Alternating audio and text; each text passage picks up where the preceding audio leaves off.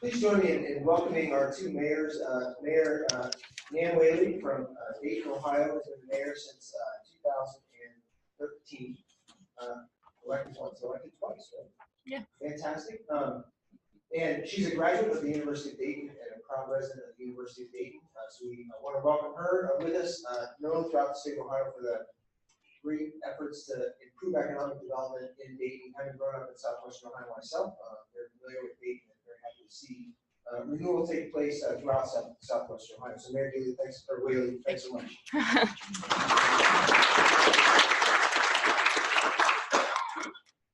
Tom Johnson is with us from Somerset, Ohio, a different part of the state, obviously, Eastern Ohio, only an hour away from here, actually.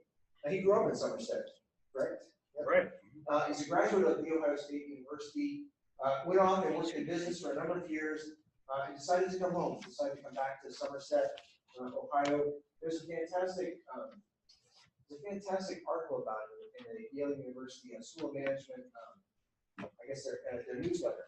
It's a fantastic article. I would invite many of you to go and read that. It's a really great article. There's great insight into the work that's going on in Somerset to help revitalize that area, that community, as well as that area in the state. And so he's also executive in residence at Ohio University at the moment. So, Mayor Johnson, thanks so much. Thank you. And Zoe is here to moderate. So, Zoe, thanks. Thank you. The lights may go off before they come back on.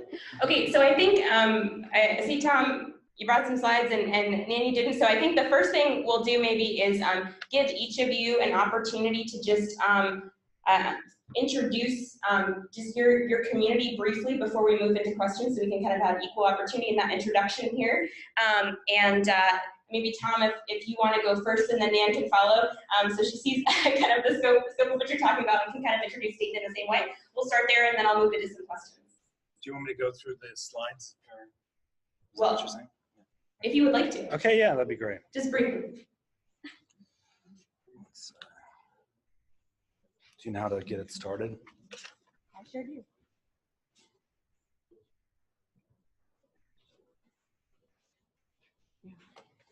Well, hello everyone. I see a lot of familiar faces in the room. It's good to be here today and have the chance to share a little bit about the wonderful community of Somerset that I'm proud to be mayor of. I've been mayor for about 10 years now. It'll be 10 years at the end of the year. And it's been a long enough time to, see the impact of some of the work that we've done there as a community. So I'd like to share that with you today. Okay, Somerset's not far from downtown Columbus. That's a big boon to us that we are around 45 minutes from downtown Columbus. There's as everyone knows, Central Ohio is growing, so that's coming our way. We're a small town, 1,500 people, and one of the most significant things about Somerset is that it has a really large historic district. There's 70 structures, 50 acres. It was the county seat until 1850, and we lost it, and so we're like a time capsule with a lot of the 19th century built environment still intact. We're at the edge of Appalachia, so we're at the edge of all the outdoor recreation and the state parks and Hocking Hills that are down there. We're doing better. Our income's going up. I was looking through some of my old slides, and we were the 5th poorest county in the state. Perry County was when I first started doing presentations. I'm happy to say that we're better than that now, quite a bit better than that. And again, I think part of it is due to hopefully the work collectively that we've been doing in our communities, but also the rising tide of Central Ohio is definitely lifting our boat. There's a lack of manufacturing in Perry County. Somerset's 15 miles from the nearest interstate. There's no 4-lane highways in the county. There's excess capacity in neighboring industrial parks. So not a lot of manufacturing. The biggest industries are agricultural, government, and education. We have low educational attainment. That's a cultural legacy, perhaps, of the Appalachian communities. 17% of the population in my county doesn't have a high school diploma. So when as he mentioned, I'm a retired banker. I moved back to my town, and some of those statistics were hard to get my mind around. Our economic development strategy is to make our community a great place to live, to invest in public infrastructure, and make sure that our social services, police, fire, EMS are in good shape. The economic development strategy that we're working on has been influenced by the Appalachian Regional Commission, the USDA, and some other federal agencies that are doing asset-based investments. Heritage tourism and outdoor recreation, local foods and craft beverages. And then one of the biggest opportunities in terms of economic development strategy is healthcare. And we've had a big gap in our county of healthcare assets. In neighboring counties, it's the largest employer. Workforce development is another big strategy, working with K-12 and higher ed, and then being proactive in doing community-led development, being able to utilize tools that urban areas use to visualize, shape, and then come up with ideas on how development will look. On public infrastructure, you can see here we redid the sidewalks on our square. Again, with a small town of 1,500 people, roughly $4 million in sidewalk improvements have been funded through ODOT. It's a neat project. We've put broadband conduit there as well. Water and sewer, one of the biggest issues there is making sure that you have the capacity to expand and develop in your community, and having long-term capital plans that implement the right technology, the right engineering.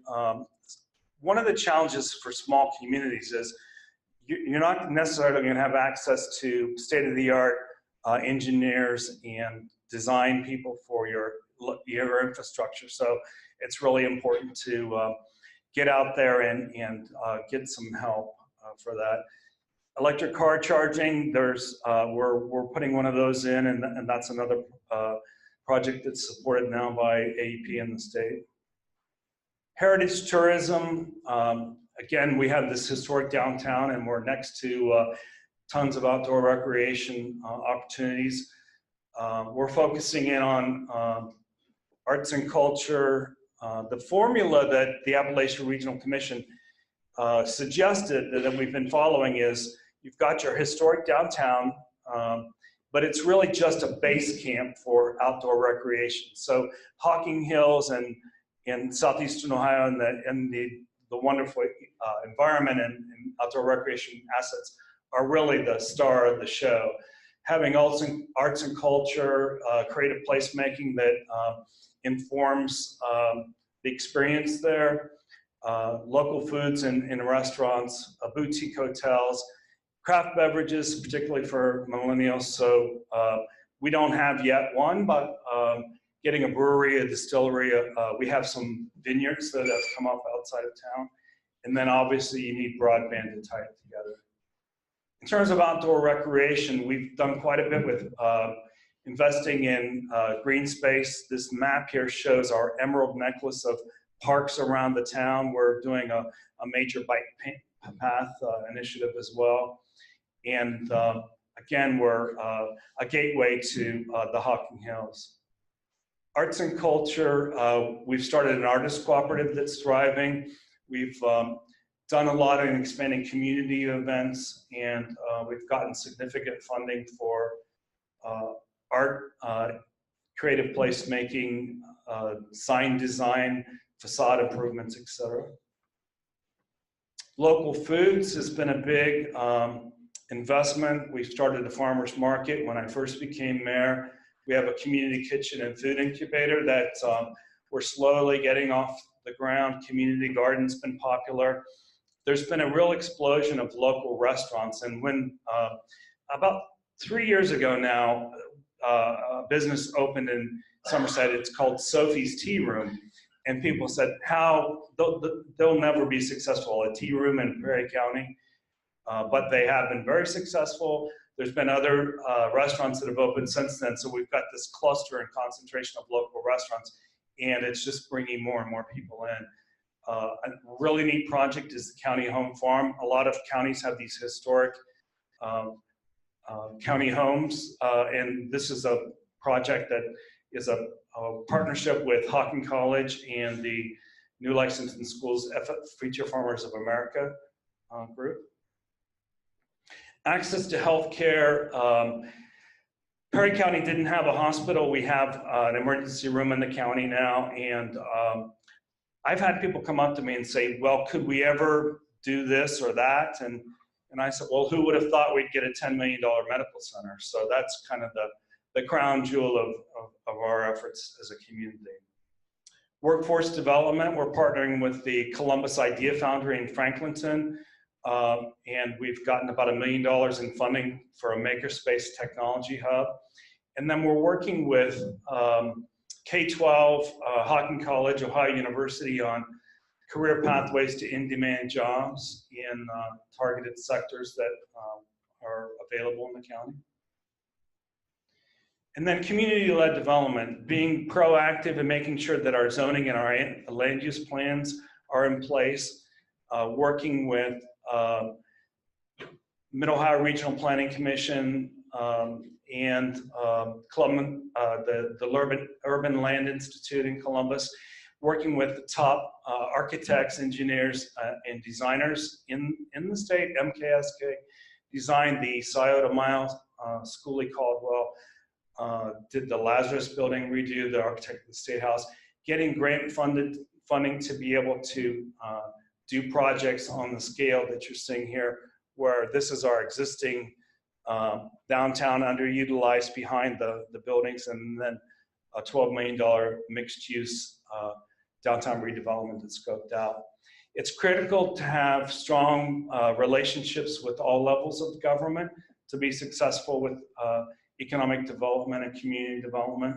As I said, having creative partners that have the knowledge and the ideas that we're not going to have in our small rural town by ourselves.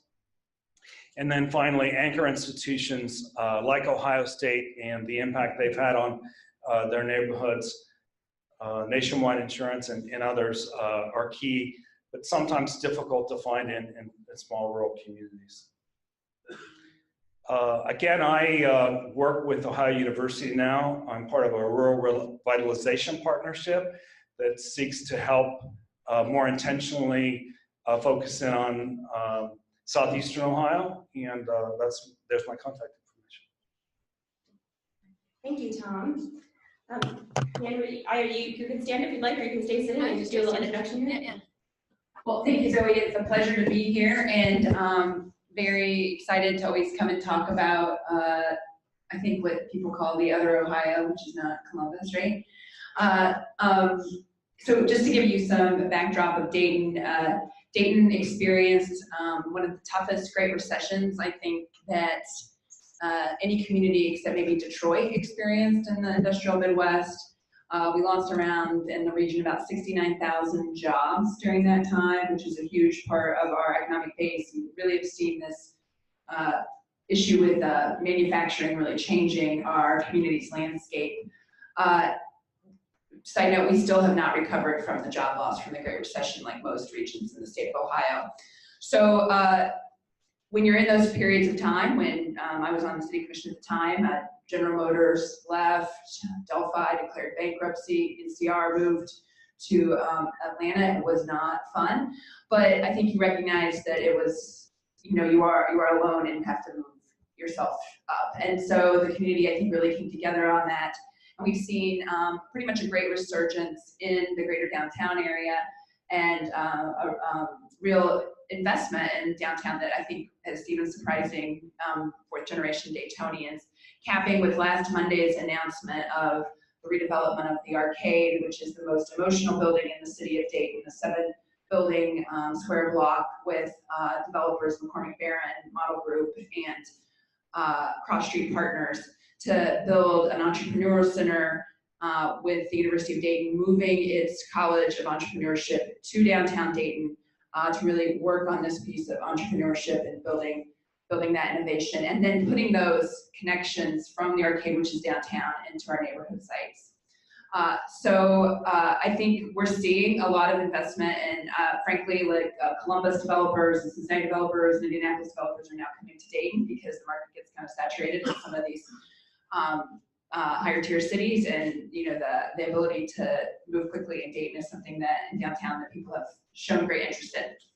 I want to talk a little bit about the challenges that we see in the neighborhoods now. So when you're at the bottom in like 2010, you have to start with your assets. We definitely did an asset-based community strategy with downtown being this terrific asset.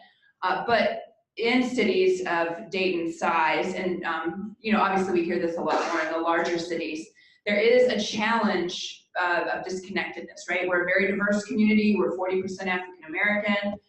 We lean in on being immigrant friendly. We have a really diverse community, and so when you have an area which has a lot of assets, and so you should invest in those assets, and and that's the way to do it, because public sector cannot do it without private sector. The real question becomes, what happens to the part of the communities that has no private sector? And that is, I think, the challenge of communities in Ohio and communities in the industrial Midwest. I don't think there's an answer yet. But I think that is the place that we really need to lean into and have those questions answered. The other thing I would say is it's a breath of fresh air to have an administration that talks to cities. We're enjoying that. That has been helpful just because we need to have a partner in the state for these smaller communities that don't begin with a C. And so that investment and partnership with the state of Ohio, we've already noticed, and is welcome to places like Dayton, I'm sure. Well, you did all right, though. No, okay. Maybe it's just me. Thank you. Okay, well, you covered a lot of my questions so Oh, far, I'm sorry. so Okay. that's great. So I'm gonna move into some of the things that you just talked about, and this is understandable.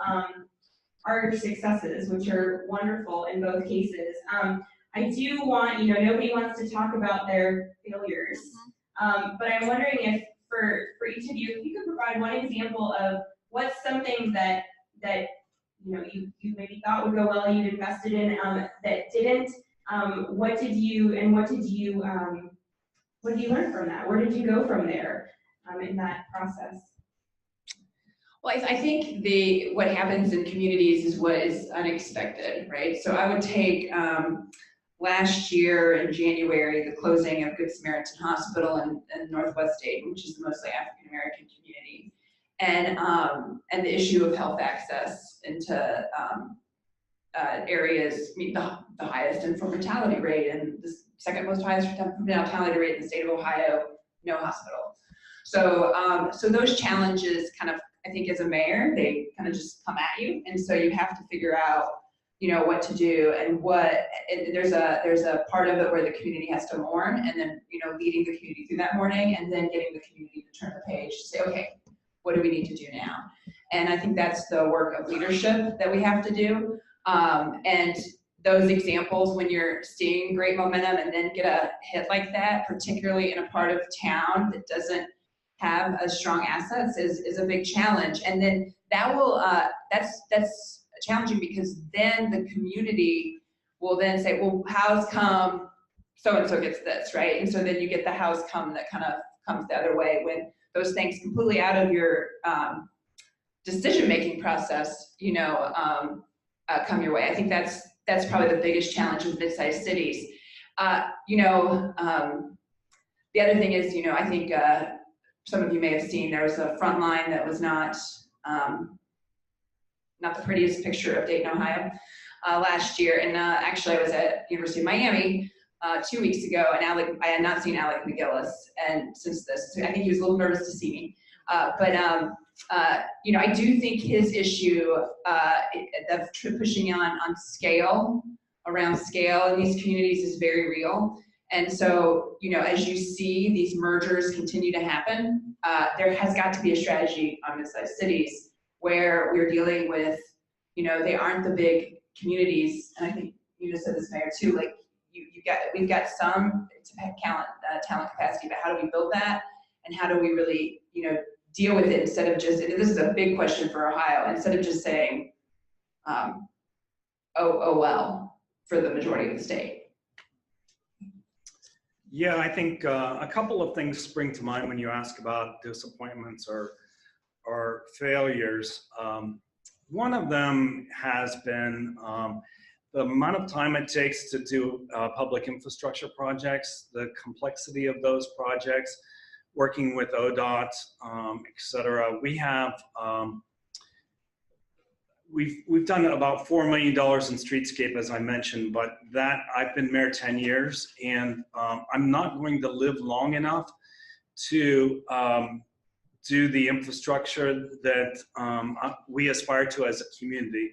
There's not enough funding out there, waiting in line to do sidewalk repairs, et cetera. So I would say one of the failures is to find a more affordable way or more sustainable way of maintaining and improving our infrastructure, particularly transportation. We're working on the bike path plan and negotiating with CSX Railroad. That's been going on for 5 years now. So Yes, CSX, yeah, it's the beast. It's a beast, yeah. So I'd say that's the biggest. The other thing I would mention too is the challenge of retaining young people and capacity, community capacity with our youth and with others is a big challenge and something that we haven't yet, I think, had much success with. Thank you. That's going to be my only negative question, because I think we want to talk about what's working. That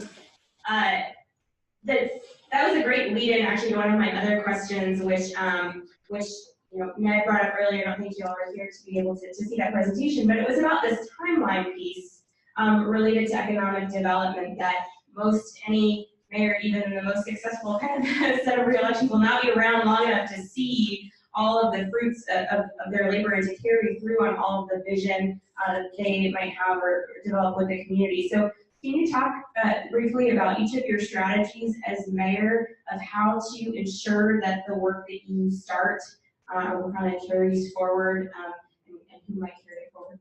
Go ahead, Tom. Thanks. Well, I was quoted recently in an interview as saying that I'm really aware of the finite nature of being able to be mayor and to be a community leader. I think we all have our sell-by date or our, you know, our chance to do it. So it is a huge challenge to try to see sustainability in what we do. And I think a part of it can be focusing at the macro level and making sure that our infrastructure is sustainable, that we're using smart growth principles, that we're working with people like yourselves to bring things that will last to our community. But part of it is the micro level. And I think oftentimes we're focused in on the big wins and the big strategies, and we don't nurture the farmer's market and the small things. So I try to, and I think it's a personal, you know, work-life balance. I get a lot of enjoyment out of being at the farmer's market every Saturday, actually selling vegetables myself, and you know, making sure that as a community we're, you know, our flower beds are good and stuff like that. So focusing on the micro too, I think, is something that's important. I think, you know, as mayors, you want to think like all the great things just happened in your term, and that's just simply not true. And in Dayton, The work that actually began in 2000. So I was 24. So when that happened, that was the building of the Dayton Dragons baseball field. And then recessions kept on hitting. And so it was like a slow uptick to have development around that site. And then in 2014, that's when we started to see like real development happen very quickly around the Dragons ballpark. That wouldn't have happened if they hadn't invested, 3 mayors before me to do that investment. And, 2 mayors before me, they invested in the Schuster Center. So there's always like some sort of piece that each, I think, leader puts in. The key is to have leadership, even if you disagree. I mean, we have elections that go back and forth a date, but not, I think regardless, the leadership has always been like not throwing the baby out with the bathwater on it and saying, okay, this part makes sense, let me take it and put my own spin on the development that makes sense. And I think that's been something that's helped Dayton play a little bit out of its class, particularly with downtown development.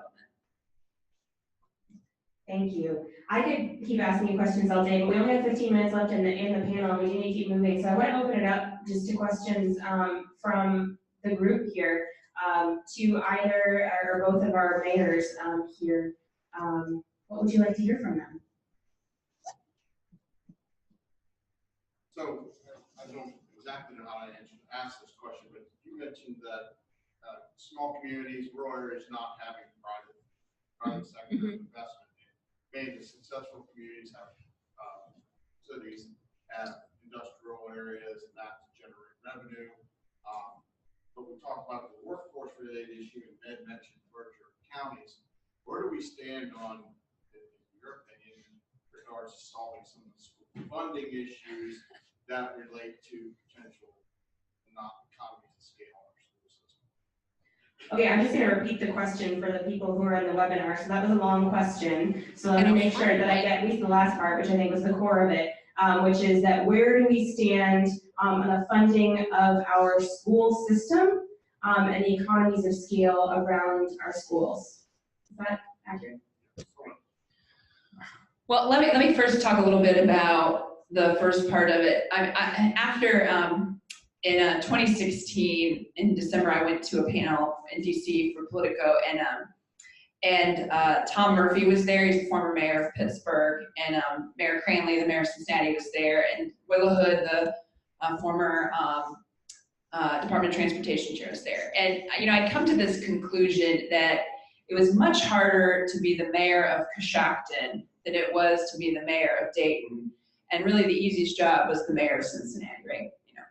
So I brought this up, and Murphy, who like built Pittsburgh's, river, he said, no, all you need is great leadership. And I said, I'm sorry, like if you don't have a private sector partner, it is very difficult to lead a community without private sector partners. And that's really the big question in these small communities, right? Because they had like one industry, one partner right there. And I even see it now like in healthcare, because healthcare is being, decisions aren't being made, necessarily in cities. And so those decisions are just bottom line investments, because a lot of times those partners would make irrational economic development decisions because they believed in the community, which was really important for the community. And even Mayor Cranley agreed that his job was easier than mine, and the mayor of Coshocton would have the toughest. So I think the scale issue is a very, very big issue. But I don't think necessarily the answer is, and I mean, like, there are so many issues with school funding, and thank goodness I'm not in charge of that.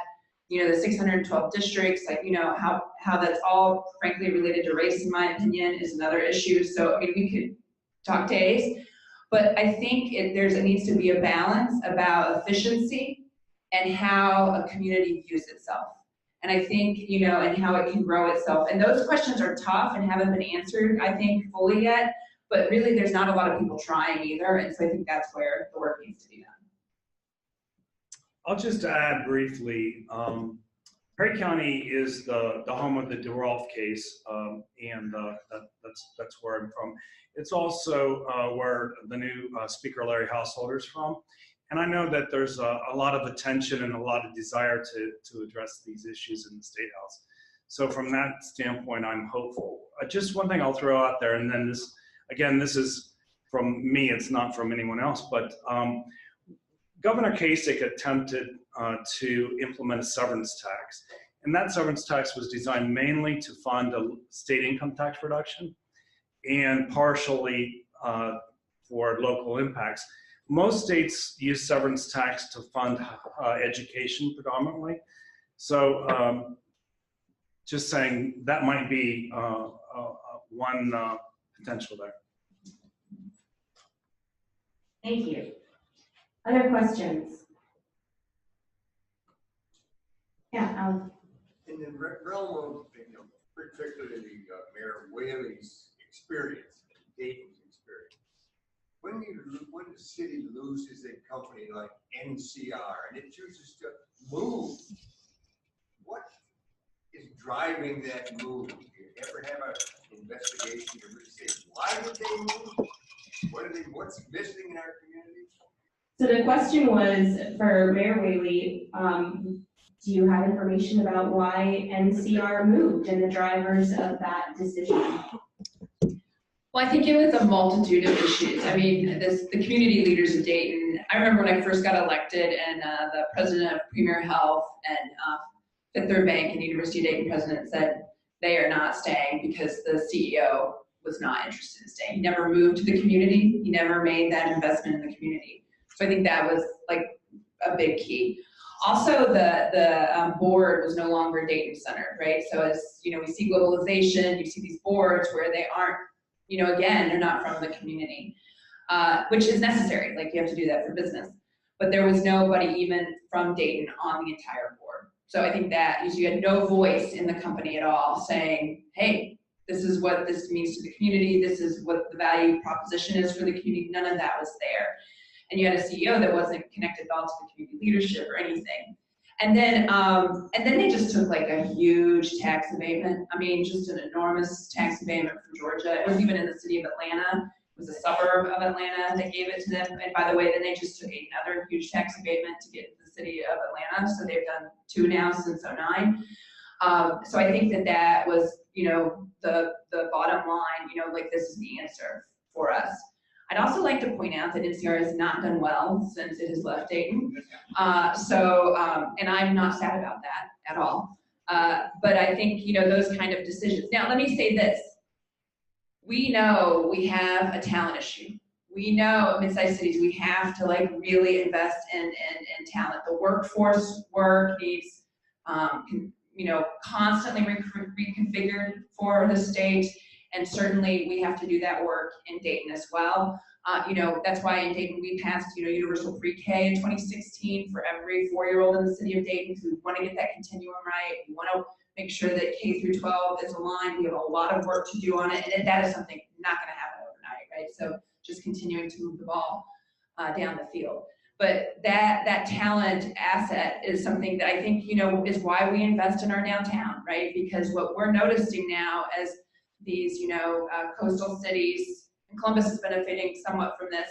They get too expensive, you know, for young people to be priced out. There are opportunities to come back home, but not necessarily maybe to, you know, New Carlisle. They come to downtown Dayton. And I had a state rep, we were in a meeting and he even said, yeah, I don't understand this, but like my kids will not, you know, live in the hometown I'm from, but they'll live in Dayton. And so like those kind of no's still doesn't solve this small city issue, but I think that's really important for the movement. Other questions? Yeah. What is your view of tax abatements?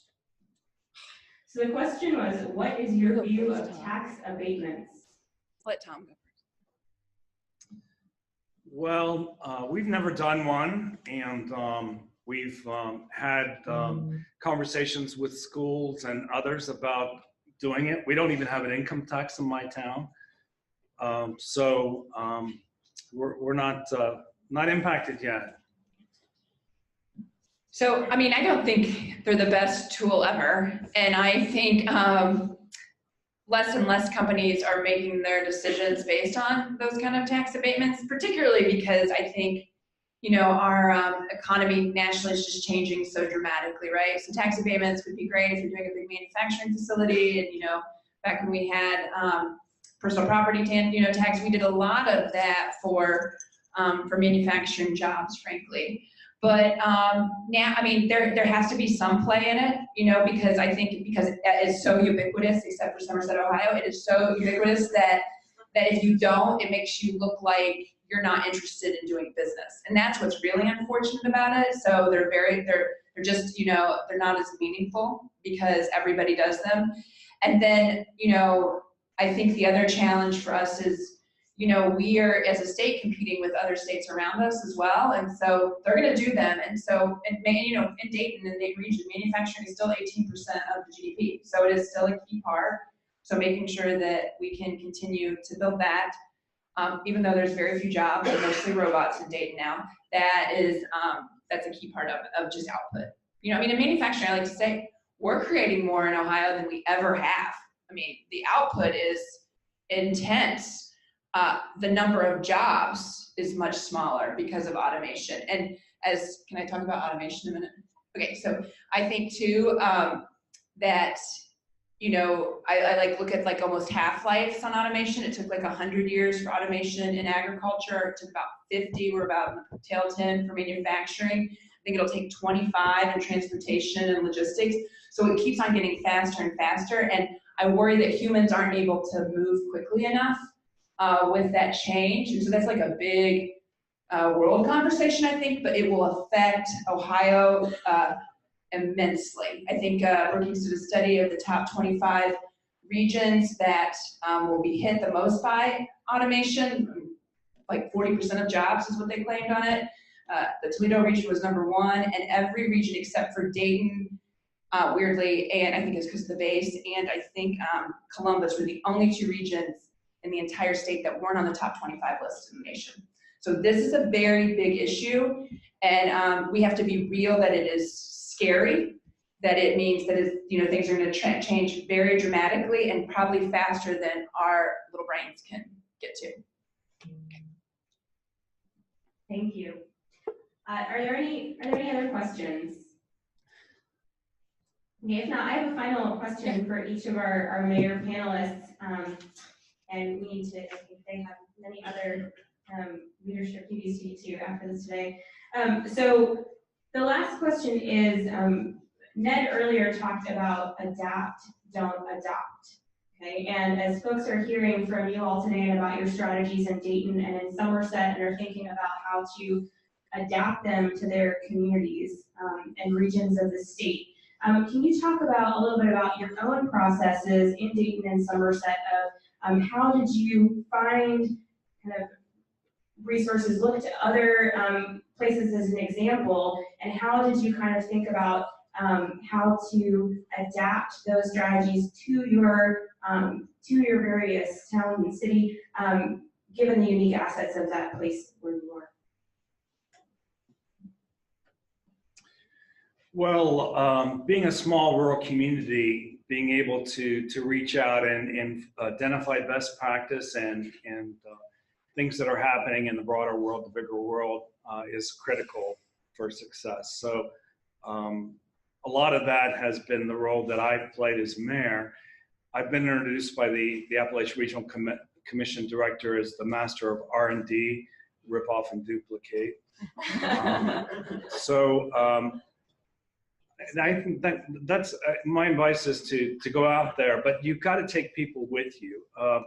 I was part of a strategy group that they pulled together to look at diversifying from coal impacted communities, and they took us down to Southwest Virginia, where they had been investing in outdoor recreation and tourism for quite some time. And I've been back there 7 times since then, and I've taken county commissioners and others with me.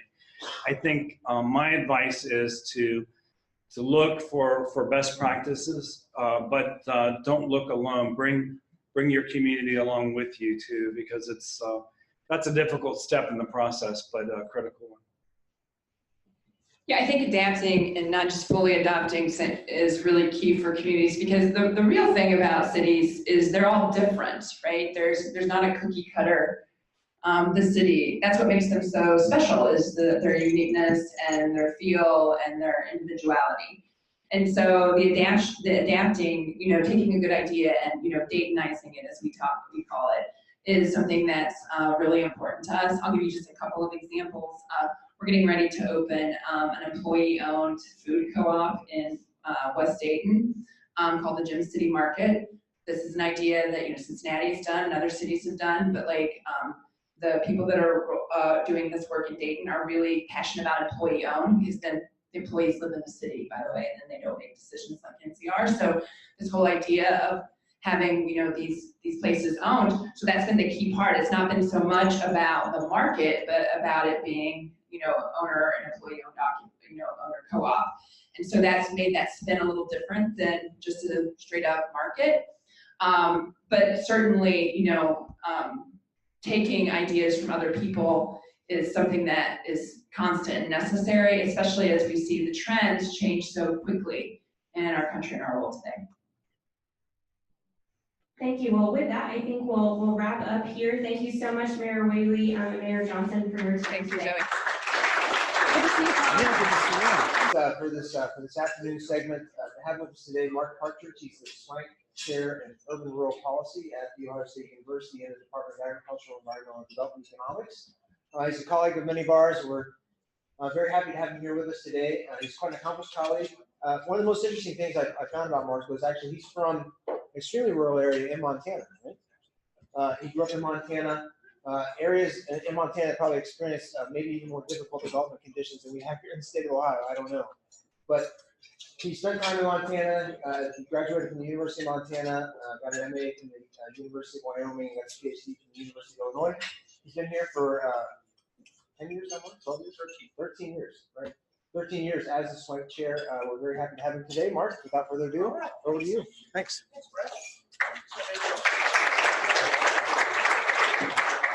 Thanks for the intro. I picked hopefully a provocative title. In fact, this is kind of the public version of a talk I've been giving all over. I gave it in Ireland to academics in Chile, Australia, gave it in San Antonio, but this is more of the public version of it.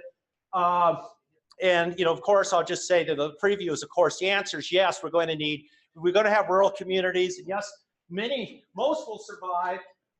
And the urbanites should care. For God's sake, it's my job security. I'll be cleaning toilets if that rural areas go away. So should we care? And so one of the things is that when I'm typically asked to give this talk is there's this stereotype that rural areas are just in this persistent decline. They're just this monolithic group, and they're all in decline. They're just all.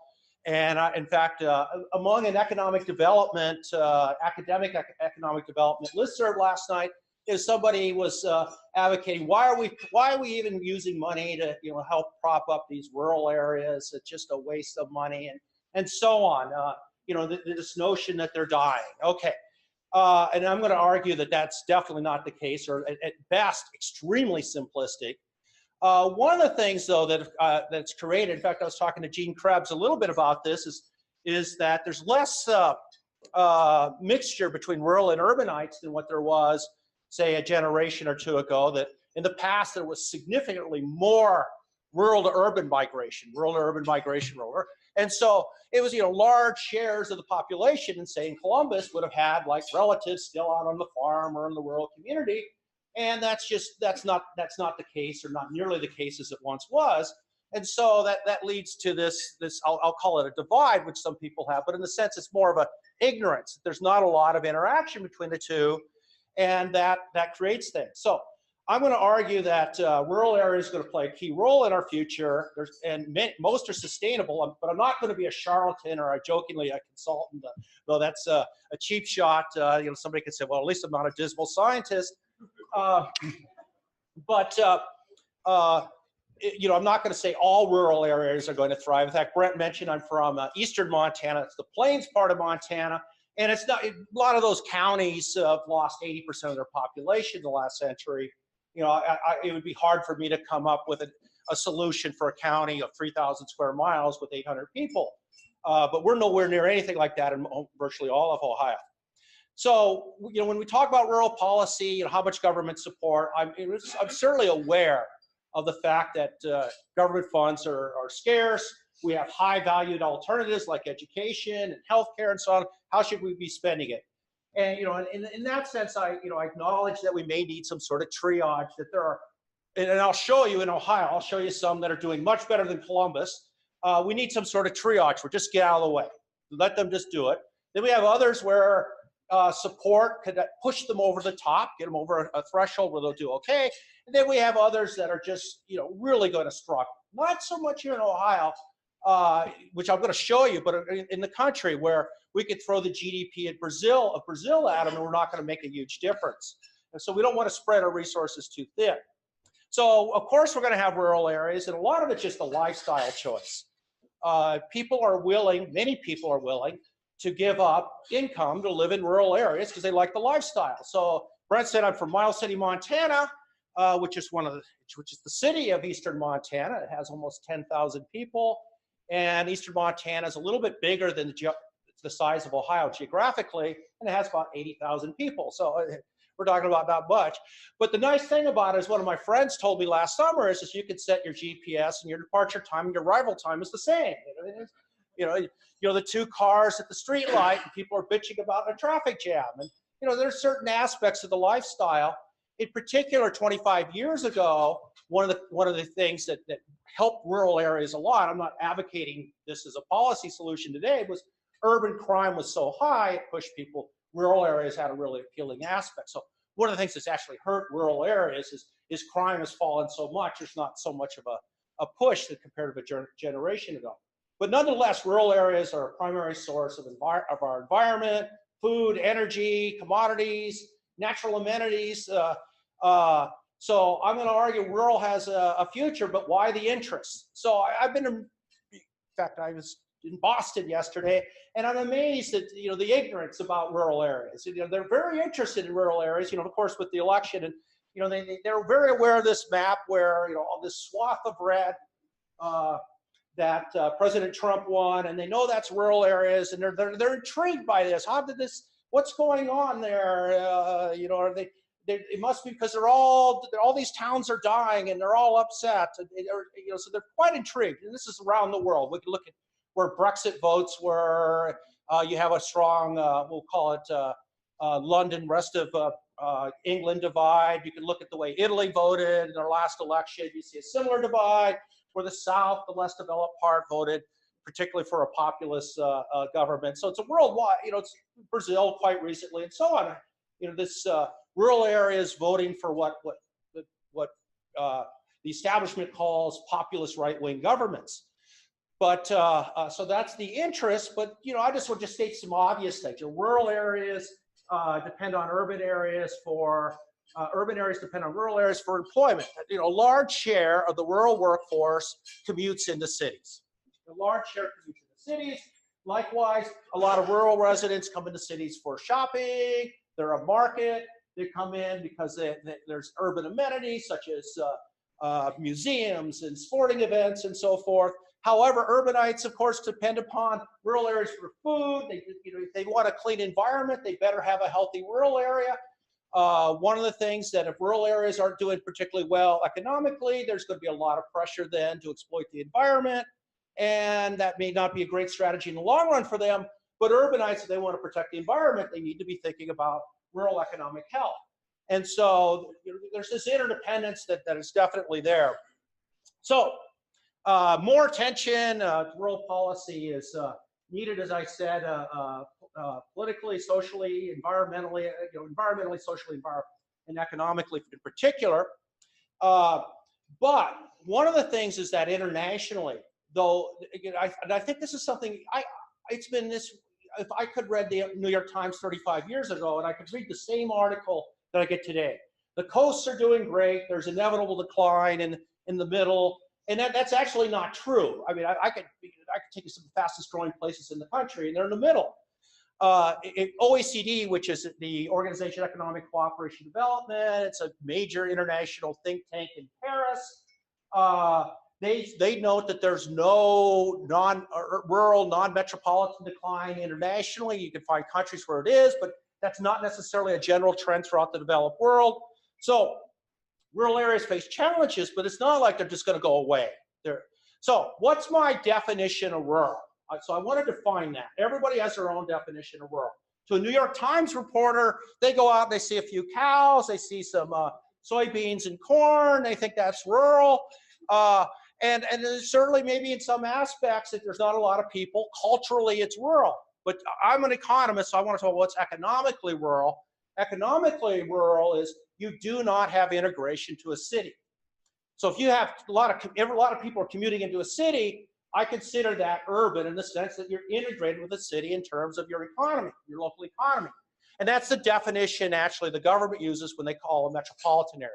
That is how they actually define it. Is there significant commuting into a city? We call that metropolitan. If not, we call that non-metropolitan. So that's going to be my definition. You're not really integrated to a city of at least 50,000 people, which is the government's definition. I wish it was higher. Here in Ohio, Lima is a metropolitan area, though people from Lima tend to think of themselves as rural, which I would tend to agree. So given that pep talk, urban areas definitely face have a lot of advantages over rural areas. You know, economists call it agglomeration economies. These are benefits that my customers are nearby, my suppliers are nearby. Here in the city, we can share resources. In other words, we can share this great highway system, the airport. It gives us productivity advantages that you can't have in rural areas. Likewise, a lot of things have been held up and said, by say in the popular wisdom, it's going to be held up as, this is going to save rural areas, as things like the internet, that people can live anywhere and they can telecommute to work, and that's been something since the early 1990s. However, the evidence is actually suggests that the internet's made cities more livable. If I live in Paris or Washington or Columbus, I don't have to go into work every day. We're one of the biggest drawbacks of Columbus, or especially Washington or Paris, is traffic congestion. So I just saved myself a lot of hassle because I don't have to go into work 3 days a week if I have a certain job. Likewise, with something like Amazon, people say, well, you can buy things from rural markets. The problem is with the internet is you can also buy things from Amazon if you live in rural areas. And of course, Amazon, like they do to urban brick and mortar stores, they can do similar things to rural brick and mortar stores. So, you know, the internet is not going to necessarily be the salvation of rural areas. You know, I think it really improves quality of life. And it's just essential for education. And I go on about why we probably should subsidize rural broadband. However, thinking of it as an economic savior would be too much. And indeed, I just want to note one of my colleagues at the University of Wisconsin, he points out that there's some sort of what he calls a Netflix effect, that when rural kids come to the University of Wisconsin, they go, wow, I get Netflix really fast. I like broadband. Okay, so what's a metropolitan area? So to me, I'm an economist. I care what people are doing in terms of work. I don't necessarily care about culture. So this is the Columbus metropolitan area. All the green here in the middle, that's metropolitan. So you got everything from Hocking County, Perry County, up to Morrow County. Because at least 25% of the workforce is commuting back and forth with Columbus, they're considered part of the metropolitan area. So I consider that urban to an economist. Now, I know you're going to say, well, when I go out to Hocking County, well, it seems pretty rural to me. Yeah, I agree. Culturally, it is, but economically, it's highly integrated with the city of Columbus. So nationally, and I got my arrow here because I gave this internationally, not because I forget where Ohio is, but though senility is slowly setting in. The dark green is metropolitan America. Any city of 50,000 people, along with counties with tight commuting linkages. Light green is cities of 10, and I'm going through this because I want to talk about Ohio data, 10 to 50,000 people in any county with tight commuting linkages. So this is like I'll talk about Salina, Ohio would be an example of this. They're called micropolitan areas. They're considered rural because they're not very big, but they kind of act like, they take on some city functions. And white is nowhere where there's even a city of 50,000 people. There's no commuting links. It is what people do this called core rural. It is real rural. That's the white area. So Ohio even has some white areas, as I'll talk about, that are generally not doing all that bad. So that is nonsense. I guess it's sort of there. That's Ohio. And the point is that some of Ohio metropolitan areas cross into Kentucky, and some West Virginia metropolitan areas cross into Ohio. And when I report data, I'm only reporting the Ohio part of metropolitan areas. So I just wanted to note that. But you also see the white, those are core rural. I was just talking to Gene Krebs, I said, there's Preble County, core rural, no connection to an urban center, and so forth. And then the light green, like a Chillicothe, small city, but not really, it's not urban, it's a small city. Okay, so what's happening out there in America? So one of the reasons why there's this, and I won't spend a lot of time, but this shows the standard deviation, how much variation in per capita income across US counties. And I just want to note, what you see is from the Civil War to the mid-1970s, we were growing together. Incomes were becoming closer and closer together. Since the mid-1970s, there's been this rather rapid increase that incomes are becoming more apart. And so there is truth to the notion that there are places falling behind. We see this divergence taking place. I can look at employment growth, how fast jobs are growing. That was converging across the country, but since the Great Recession, it's been growing apart. A lot of places, most of rural America, not rural Ohio, are growing really slow in terms of job growth, while urban America is where a disproportionate share of the jobs are. And you can see it saying just in terms of population growth. This is population growth across the US. Green is fast, red is population decline. And as I joke, I came from this county, and the one little green little spot, if I moved back, it would double its population. But most of, you see the red. You don't see a huge amount of red, but you definitely see it, especially in the Great Plains. If you look in the last 7 years, last 7 years since the Great Recession, you see a swath of red. You see it's just a swath of red. Now, the good news, that means most of this is rural America. About 60% of rural American counties lost population since the Great Recession. The good news is that, I'll show you here in a second, it's actually improving. So first off, I want to just describe, because this doesn't fit, not all of it, but if I was talking about nationally and internationally, and when I'm describing rural US, there's really three, regional and urban economists, but there's really three rural Americas. There's the rural parts that are not necessarily have high commuting, but they have some commuting to urban areas. They're urban adjacent, they're nearby. And that greatly helps them. So there's less needs to be done about those. Fortunately, that's a lot of rural Ohio. High amenity, like this is like the Rocky Mountains, the Rocky Mountain West. They're doing spectacularly well. I mean, the Washington Post had an article on there's a town in Montana that I've been to many times in the Rocky Mountains, and they were stunned that it was growing, but it's been, if you've been paying attention for the last 40 years, they've been growing. And then the ones that are struggling tend to be remote, resource dependent. And that's why when I was talking about the Great Plains, that swath of red, that would be population loss. That's the areas that are really struggling. However, as I point out, one of the reasons why rural America, to a New York Times reporter today, would look like it's doing so terrible is basically you're looking at it today backwards. If we were in 1950 and we looked at what was considered urban America in 1950 and rural America in 1950, and we asked who did better, it was rural America. Rural America did better. Let me show you what I mean. This is going back to 1969, population growth. So if you're here, you grew 10%. You're here, you grow 20%. This is the US. It grew from 1969, 60%. This line right here are the counties in the US that were rural based on 1950. And what it shows is they grew faster. Urban America, if we're sitting in 1950, grew slower than the US average. Rural America led. So what I say here is one of the reasons why rural looks like it's not doing so well is it'd be like if the Big Ten every year took the best team and put them in the NFL. And pretty soon, Michigan, Ohio State, Michigan State, pretty soon it'd be just Illinois and Indiana and Rutgers would be left. And it wouldn't be a very good conference. And You know, I went to Illinois and I've suffered much because of that. And so the point is, that's what's happening to rural America. You cross 50,000, you're now a city in the government data.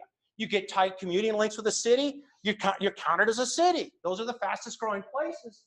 And so one reason why rural America looks bad is this process of promoting the winners of rural America are always being promoted up to a city, and it makes it look like it's not doing so well.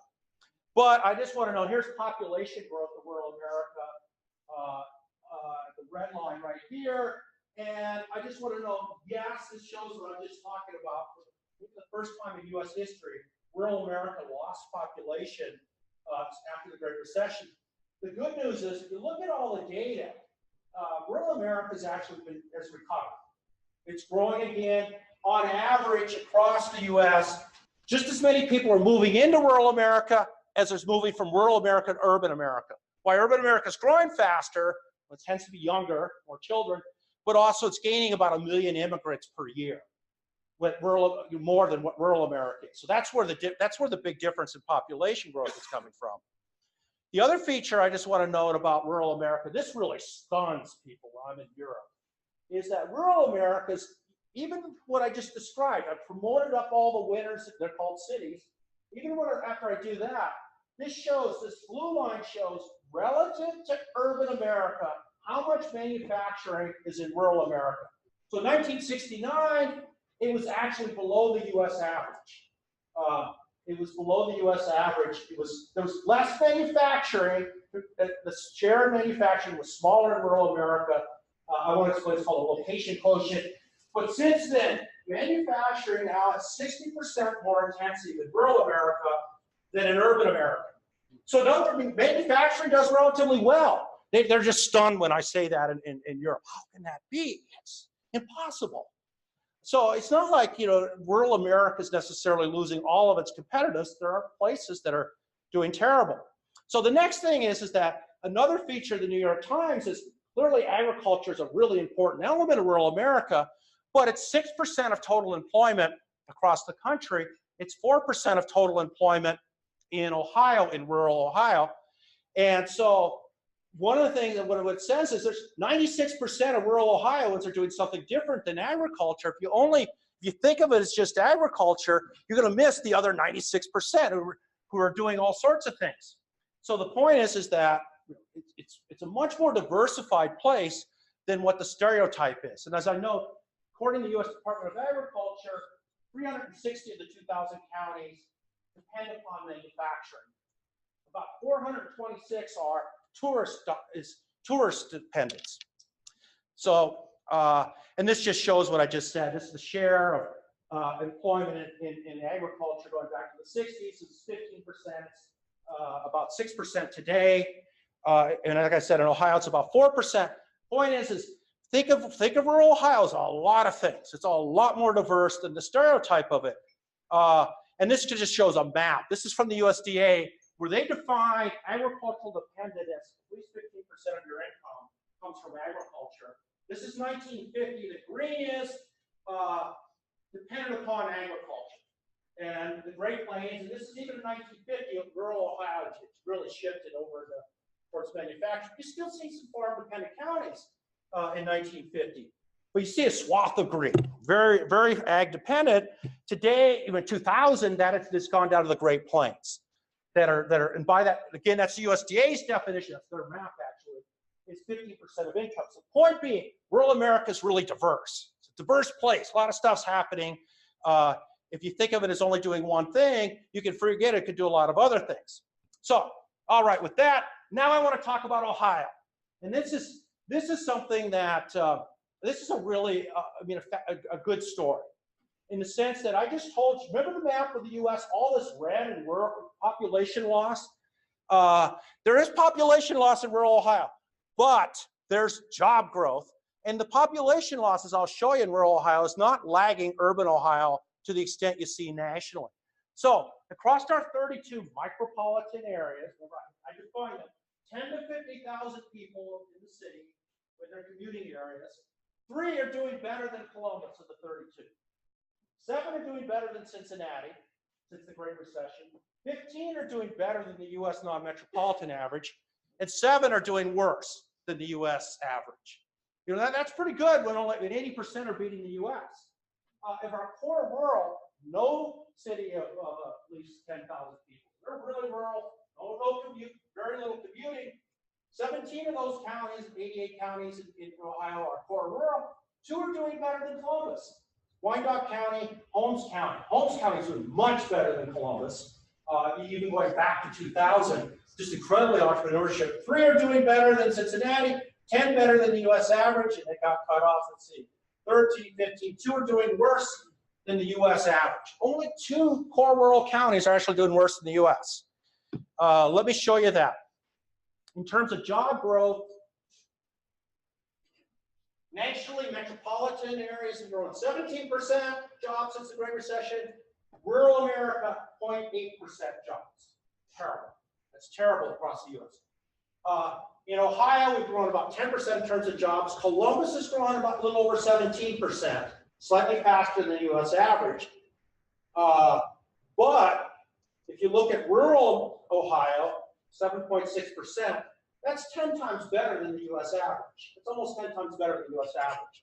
Rural Ohio is, you know, not on it, you know, definitely should not be considered on deaf support. Now, we can find, like, especially in the agricultural community with the commodity cycle where it is, we can find pockets that are not doing particularly well. However, the story is like a Holmes County's lifted itself up by its bootstraps, and despite the fact it's a long ways from the interstate and the educational attainment of Holmes County is quite low, they're doing fantastic.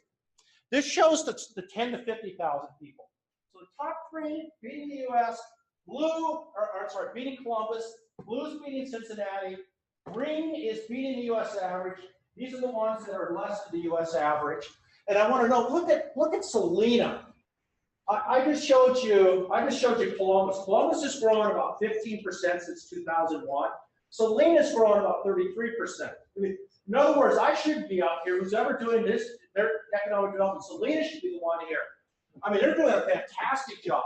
Wapakoneta, which is in a little bit better spot, you know, they're growing fast. They're growing fast.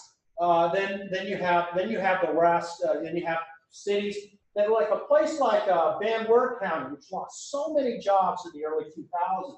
What's impressive is they bounced back. The one at Wilmington, Ohio, Clinton County, just you know, DHL moved out, and it was just, you know, it looked like a disaster. It was a disaster for a while.